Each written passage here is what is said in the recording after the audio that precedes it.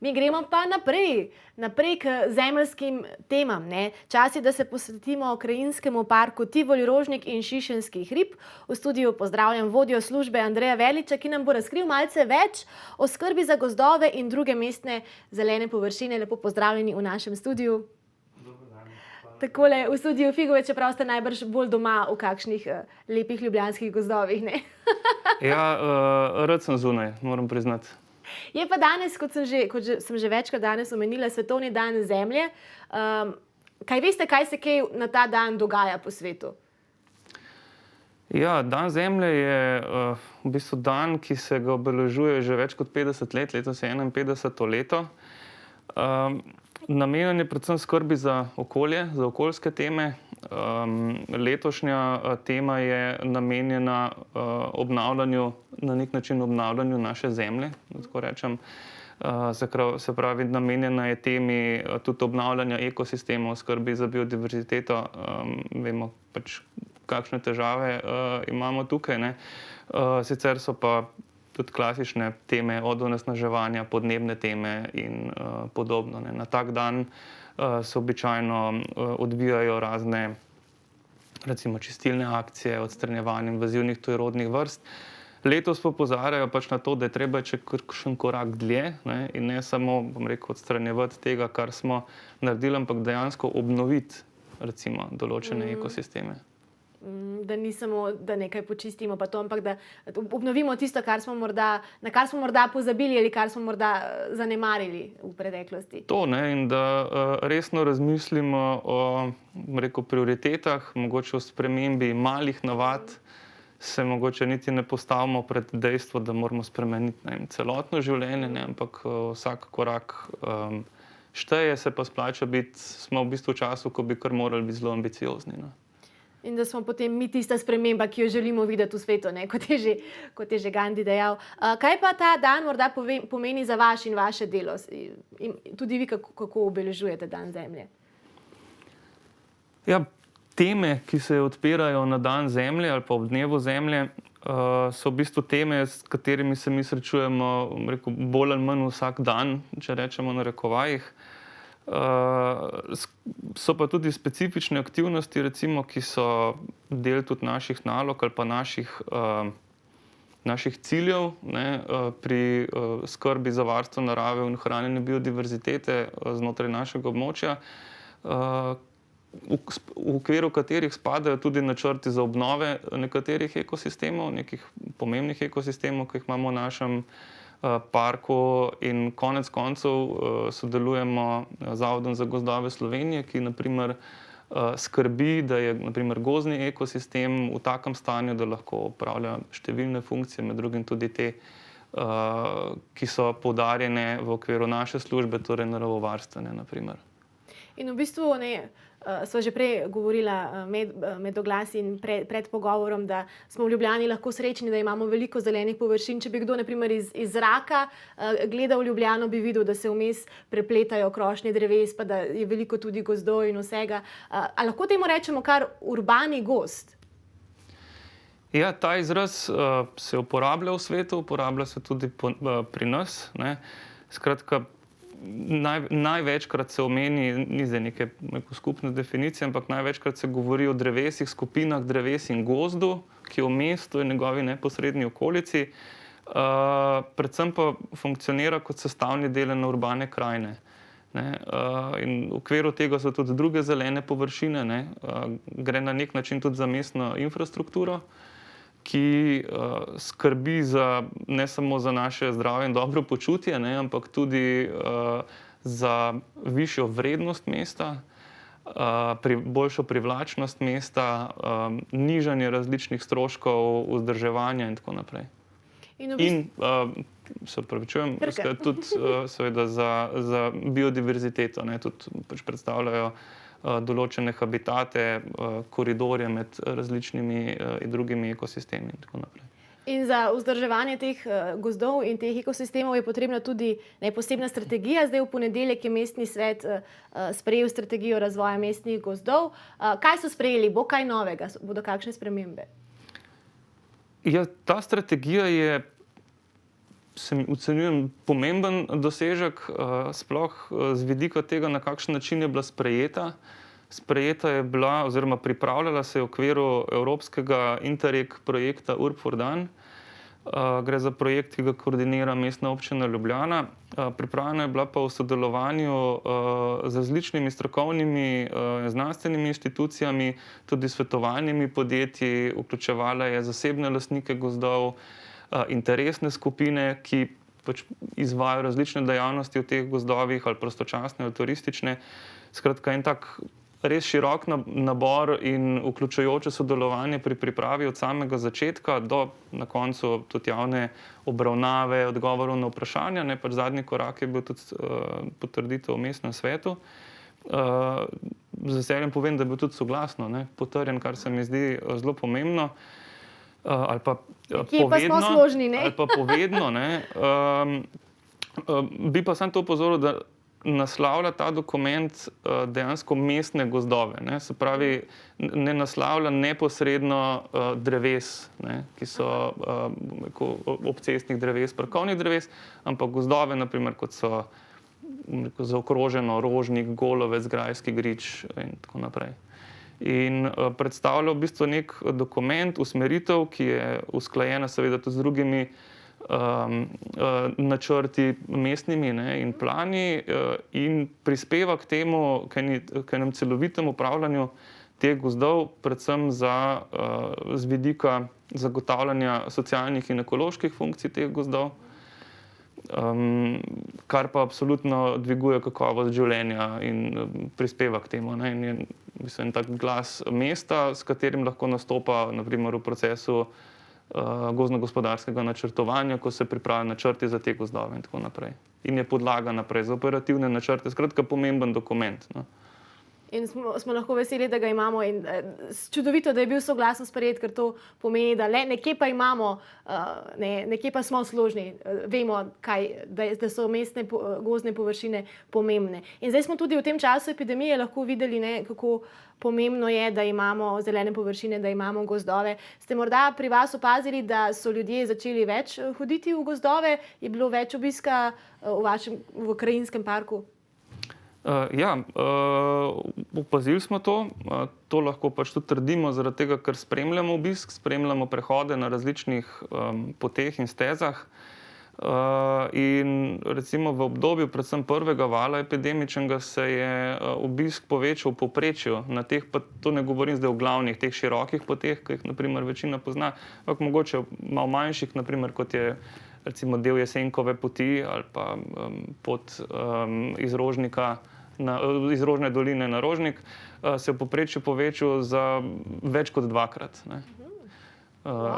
Vidno je pa to tudi z mehkejšimi metodami, torej z opazovanjem, ker so se odpirale določene nove stezice ali pa so se mogoče obnavljale, ker so jih ljudje uporabljali. Poznajo se pa tudi po tem, da je pač kdo, ki želi imeti naprimer zelo pogosto postavljene koše za odpadke, pač tudi pustil kaj za sabo. In to ni prav. In kakšen je v bistvu bonton v gozdu? Česa se moramo držati, ko gremo na sprehod v gozd, ko gremo na pohod v gozd?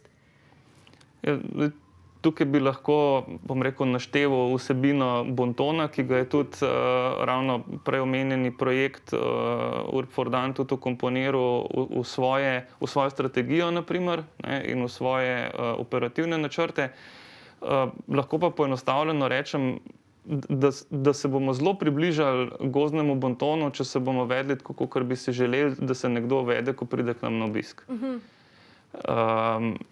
Skratka, si na obisku, želiš čim manj za seboj tam pustiti, svojo prisotnost, želiš drugim kvečjemu dobro, jih čim manj vznemirjaš.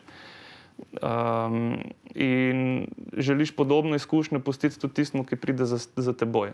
Torej, da pride v neko okolje, zaradi katerega si tudi ti prišel. Nisi prišel zato, ker bi si želel videti smeti na tleh oziroma odpadke. Tako da recimo eno tako povprečje. Če grem pa zelo specifično, skratka, obiskujmo gozd tako, da ne vznemirjamo živali, da ne teptamo rastlin, zato imamo urejene poti. Pravi, da ne zahajamo iz poti. Tako, da ne zahajamo iz poti, da odpadke odlagamo v koš, oziroma če koša ni, jih pač damo v neko torbo, v vrečo, jih odložimo tam, kjer je na primer primerno. Tako, pač zavedamo se, da gremo tja z nekimi željami in da je v tem prostoru, naprimer v Krajinskem parku, ki je res obiskan, so številni ljudje z različnimi željami, kaj bi želeli početi, in skušamo to tako delati, da en drugega čim manj pri tem obremenjujemo. A imate morda kakšno anekdoto, ko je pa kdo počel oziroma želel početi kaj res bizarnega? Ja, teh anekdot se je pa že kar nekaj nabralo. Ne želim jih pa izpostavljati, ker tako, kot sem rekel... Da ne bi dobil kakšne ideje, ne? Eno je to, da kdo ne bi dobil kakšnih idej, kot drugo, je pa, tako kot sem rekel, vsak v takem prostoru, naravnem prostoru, lahko sprosti neko svojo domišljijo, neke svoje želje in to ni nujno slabo. Če seveda upoštevamo to, da tam nismo sami in da ima gozd prvotne prebivalce, ki pa so živali in rastline tam. Hvala za enkrat, midva se bova še pogovarjala, predtem se bomo pa še mi malce oddahnili, nekaj trenutkov oglasov vas čaka. Se gledamo. Dobrodošli ponovno v našo družbo. Ja, tukaj z menoj je še vedno Andrej Verlič, ki je vodja službe Krajinskega parka Tivolj-Rožnik in Šišenskih hrib, in prebiram ravno tudi eno tako brošurico z naslovom S preprostimi igrami enostavno v gozd, ki jo je Andrej prinesel s seboj. Hvala. In tukaj lahko vidimo, prej smo govorili na koncu prejšnjega dela o bontonu v gozdu in kako se obnašati v gozdu in v naravi na splošno. In tudi tale brošurica kar nekaj idej nam da in je namenjena vsem tistim, ki želijo svoje tudi otroke peljati v gozd, na gozdne površine in v naravo, da jim na primeren način predstavijo, kako se tam obnašati. Sem prav povedala? Bi še kaj dodali? Ja, dodal bi to, da sem v bistvu kar ponosen na sodelavko Sašo Vohal, ki je v bistvu pripravila to knjižico. Ilustracije je prispevala Mateja Pivk. In se mi zdi res simpatičen nabor idej, recimo, kaj lahko počnemo z otroci v gozdu. In še to, knjižico je seveda financirala njen nastanek Mestna občina Ljubljana, je pa brezplačno dostopna na naši spletni strani, se pravi spletni strani Krajinskega parka Tivolj-Rožnik in Šišenskih hrib, in si jo lahko pač po želji prenesete in odnesete mogoče v elektronski obliki tudi v gozd, čeprav spodbujamo bolj, da v gozd tudi kdaj obiščete brez teh naprav motečih. Da se malo odklopimo od tega, tudi zato je gozd dober. Ne gremo pa vedno samo z otroki v gozdove in v naravo, gremo tudi s štirinožnimi ljubljenčki.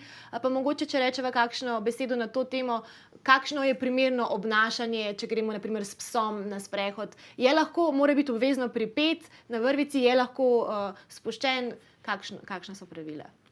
Ja, zdaj za območja se pravi za varovana območja narave, kot je recimo Krajinski park, je podobno, smo pač tudi del mreže skupnosti naravnih parkov Slovenije, smo tudi ravno izdali brošurico 15 parkov, ki imajo upravljavca. Pač tle morajo biti psi na povodcih. Zdaj, razlog, zakaj v tem se je mogoče premalo časa v današnji oddaji, ampak bi enostavno navezal na to, kar sem že v prvem delu rekel. Pač kako obiščemo neko naravno območje.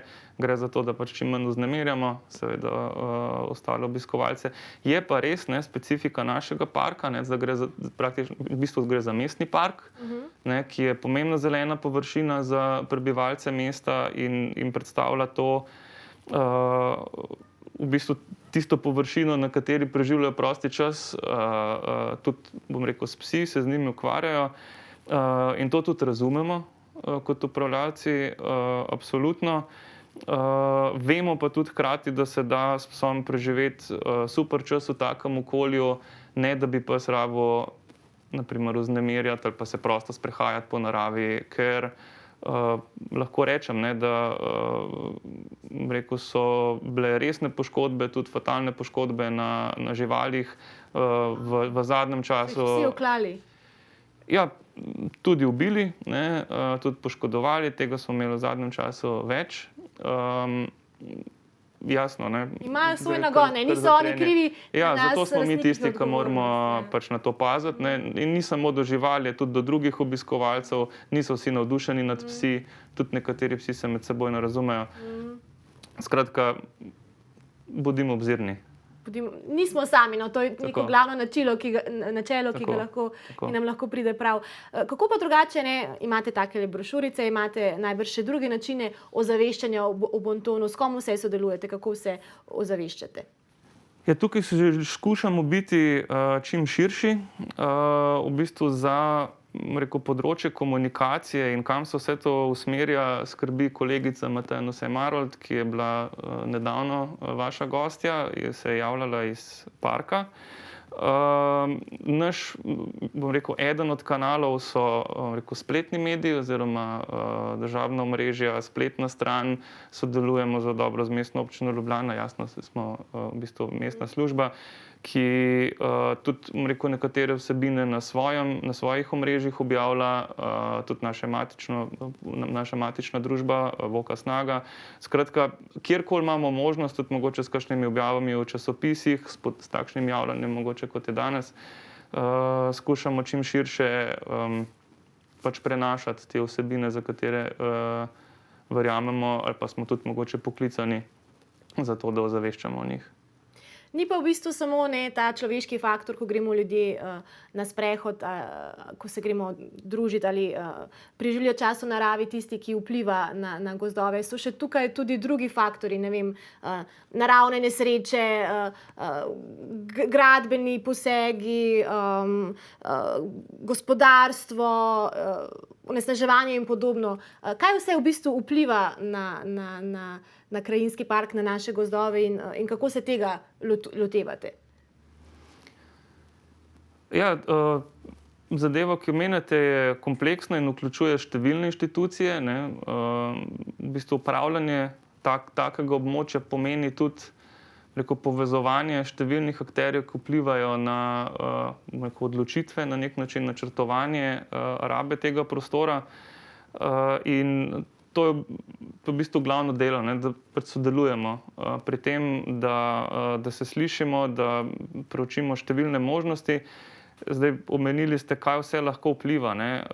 Vemo, spremembe se v zadnjih letih močno odražajo, govorim predvsem o podnebnih spremembah, so tudi druge globalne spremembe, na primer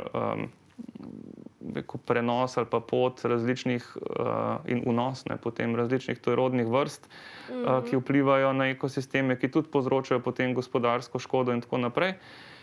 Bi pa mogoče na drugo stran obrnil, omenili ste prej mogoče načrtovanje ali pa neki ukrepe v prostor, ne.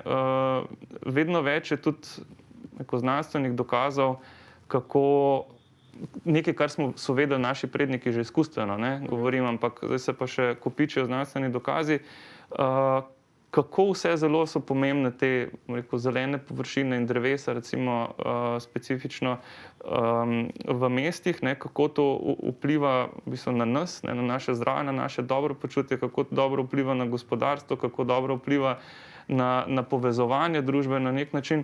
Tako da si želim tudi, da bi ne samo, da vplivajo te posegi na te površine, ampak da bi skozi željo, da bi bile te površine čim boljše, čim bolj vzdrževane, da bi čim bolj služile svojemu namenu, da se skozi to pač usmerja tudi ostale dejavnosti. Se v bistvu zdaj se tudi bližajo, ne, poletni časi in takrat se še kako dobro zavedamo, kako dobro in pomembno je, da so drevesa tudi takole po mestu, ne, ker vsi poznamo tiste primerjave, kakšna je temperatura v resnici tudi, ne, če so zelene površine zraven, če so drevesa in če jih ni. Kakšni so še v bistvu te, lahko bi rekli, pozitivni učinki narave v mestu? Tega je veliko, ne. Lahko bi mogoče rekel, da so eni taki trije sklopi, o katerih ponavadi govorimo, en je ta ekološki, ne, na primer, potem je socialni, pa seveda tudi gospodarski, ne.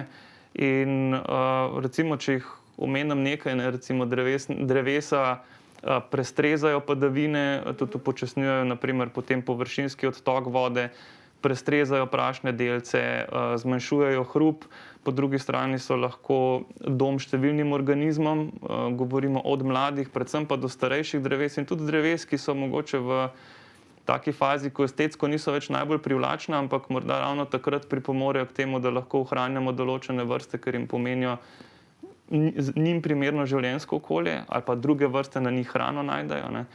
Že od nekdaj drevesa povezujejo tudi ljudi, ne. Znano je bilo, da so se na primer zbirali pod kakšno vaško lipo, ne. In tudi zdaj so na primer kakšna velika ali pa drevesa, ki so dolgo časa v prostoru prisotna, poleg tega, da krasijo in dejansko delajo mesto lepše, so lahko tudi nek orientir v prostoru. Vemo, kako se počutimo, recimo, ko neko tako drevo izgine iz našega prostora, ne. In pa še nekaj, če se navežem na tisto obisk, ne, pred epidemskem ali pa v tem epidemskem času, pač nekako smo izrazili, ne, to notranjo potrebo, da gremo radi v gozd v takem primeru, ne, in kolega profesor Konajnen-Dajk, on velikokrat reče, ne, da je drevo na tvojem pragu pač gozd v glavi, ne, kar je na nek način zelo pomensko, ne, kakšen občutek, mogoče tudi neke varnosti ali pa dobrega počutja nam lahko eno drevo da. V bistvu, jaz sem se čisto tako spomnila še na primer drevesa, ki ga ni več, ampak je bil v Prešernovih časih in je zdaj zelo znano, ker je še Prešeren, ne. Na Starem so trgu pod lipo zeleno, ne, trobente in gosli in cimbale pele, tako da ja, drevesa so bila vedno tudi nek center zbiranja, ne, sploh ta bolj mogočna drevesa in so tudi družbeno, ne samo ekološko zelo pomembna, ne. Tako, zato je potrebna res strokovna skrb in tukaj sem vesel, da Ljubljana ima arborista, na primer, ki vsaj za mestna drevesa lahko skrbi, to je kolega Nejc Praznik. In se mi zdi, da pač je potrebno tukaj narediti mogoče še kakšen korak naprej tudi za druga drevesa, ki niso, bom rekel, samo na površinah v lasti Mestne občine Ljubljana. Pa če se čisto za konec dotaknemo morda še malce prihodnosti, ne. Ljubljana raste, ima vedno več tudi prebivalcev. Lahko pričakujemo, da bo čez 50 let še toliko zelenih površin. Se dela na tem? Jaz bi raje tukaj govoril o željah, ne, ker kaj bo čez 50 let, ne vem, jaz bi si želel in tudi verjamem, da Ljubljana bo še vedno zelena, lahko bo to zelenje drugačno, lahko bojo tukaj drugačne vrste, lahko bo zelenja več, jaz verjamem, da ga bo, ker se mi zdi, da je to neka smer, ki se nam nakazuje kot ena izmed najbolj racionalnih tudi, ne, in najbolj perspektivnih za nas. Tako da mogoče bi tle ustavil svojo napoved ali pa želje. Hvala vam za vaš obisk v studiu in za vaše delo in upajmo, da bo tako, kot ste rekli, Ljubljana vedno bolj zelena. Hvala vam. Mi gremo zdaj v oglase, po oglasih pa od rastlinja k živalicam, govora bo o papagajih. Se gledamo.